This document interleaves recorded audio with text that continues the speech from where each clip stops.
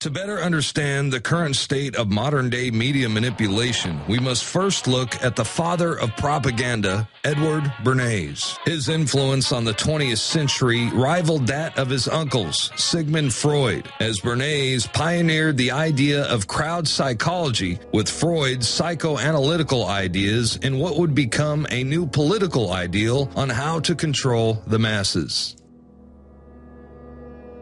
In his 1928 book, Propaganda, Bernays wrote, "If we understand the mechanisms and motives of the group mind, it is now possible to control and regiment the masses according to our will without them knowing it."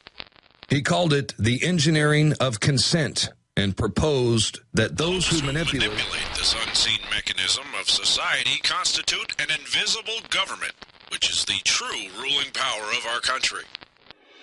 It was Bernays who introduced the corporate giants to crowd psychology methods and polished techniques to manipulate society.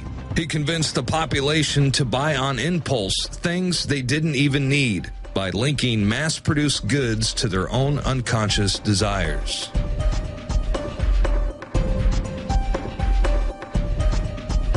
The tobacco industry hired Bernays to persuade women to take up smoking, and the Alcoa Aluminum Company asked him to drive the campaign for the national fluoridation of our water supply.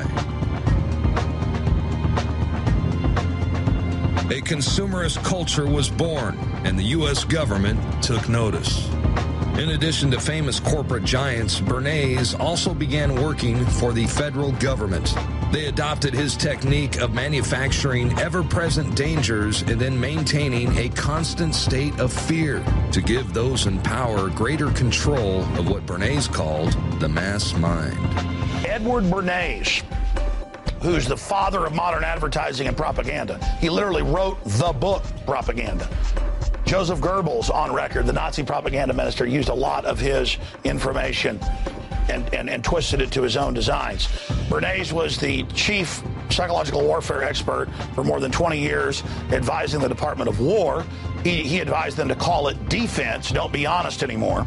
Call it the Department of Defense, because you're actually going to run giant imperial slaughter operations.